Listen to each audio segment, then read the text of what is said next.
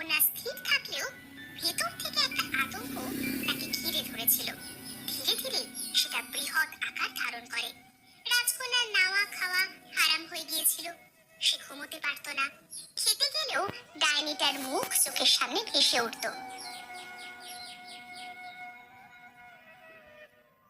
সোনালি মা আমার, রাতে তোমার জন্য কি বানাবো? খাবার আপনি বানাবেন আম্মি জান? হ্যাঁ, তোমার মুখে তো রুচি নেই।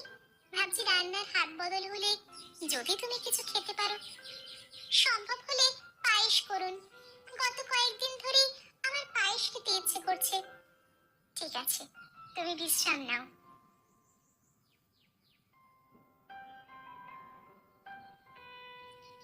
তারপর রানী রাজকন্যার পছন্দের পায়েস তৈরি করে আনে।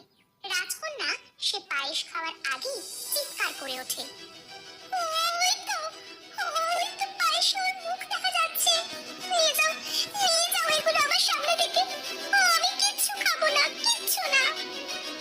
মহারাজ, কি হয়ে গেল আমার কন্যা?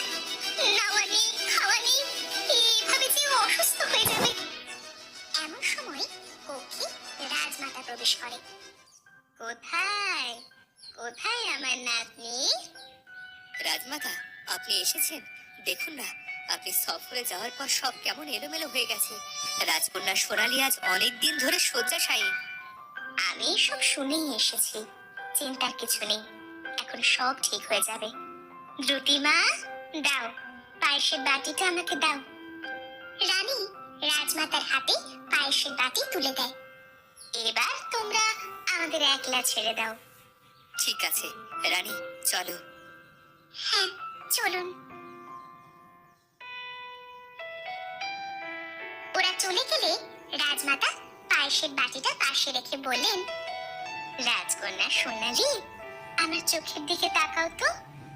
রাজকন্যা রাজমাতার চোখের দিকে তাকাতেই সে অদৃশ্য শক্তিতে বশীভূত হয়ে যায়। এখন তুমি বিছানায় শুয়ে পড়বে।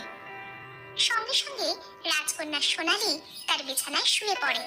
রাজমাতা ছন্দ মিলিয়ে বলতে থাকেন, ঘুম কন্যা ঘুমাও তুমি মনের খুশিতে, ঘুম পরীরা আসুক নেমে ঘুমের দেশেতে, ঘুম কুমার এসে হাত রাখুক তোমার হাতে, ঘুম কন্যা ঘুম কুমার ঘুমাক দিনে রাতে।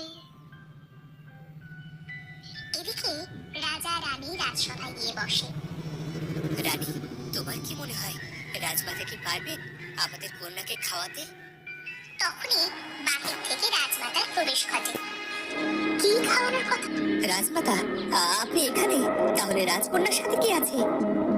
রানী চিৎকার করে ওঠে, হে আল্লাহ, আমার কন্যার যেন কিছু না হয়। ওরা দৌড়ে যায় রাজকন্যার কক্ষে। ততক্ষণে যা হওয়ার হয়ে গেছে। রাজকন্যা ঘুমে তলিয়ে গেছে।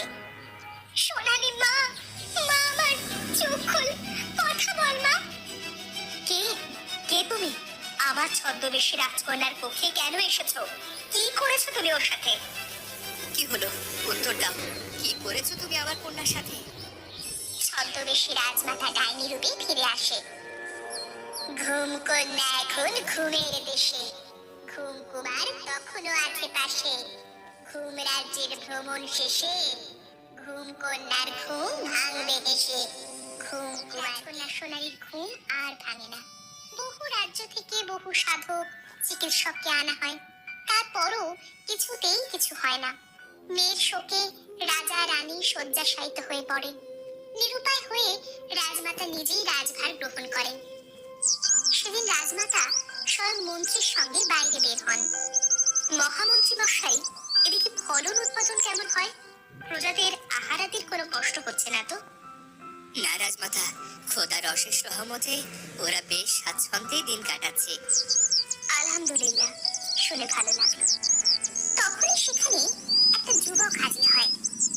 শুনুন ভাই, আমার একটা সাহায্যের প্রয়োজন ছিল। কি সাহায্য বলুন? আপনারা কি বলতে পারবেন রাজা আকবরের বাড়িটা কোন দিকে? তুমি রাজবাড়িতে যাবে? এই তো, এই তো আমাদের রাজমাতা। রাজমাতা, আমার সেলাম গ্রহণ করুন। আমার রাজকন্যা সোনালীর সঙ্গে একটা কথা বলা ছিল। রাজকন্যা সোনালী তো এখন ঘুমের দেশে আছে। আমি জানি সেসব কথা। আপনি শুধু একটা বার আমার ওনার সাথে দেখা করার সুযোগ করে দিন। দোহাই, না করবেন না। আপনি কি পাগল হয়ে গেছেন? থামুন মহামন্ত্রী মশাই। যুবক, চলো।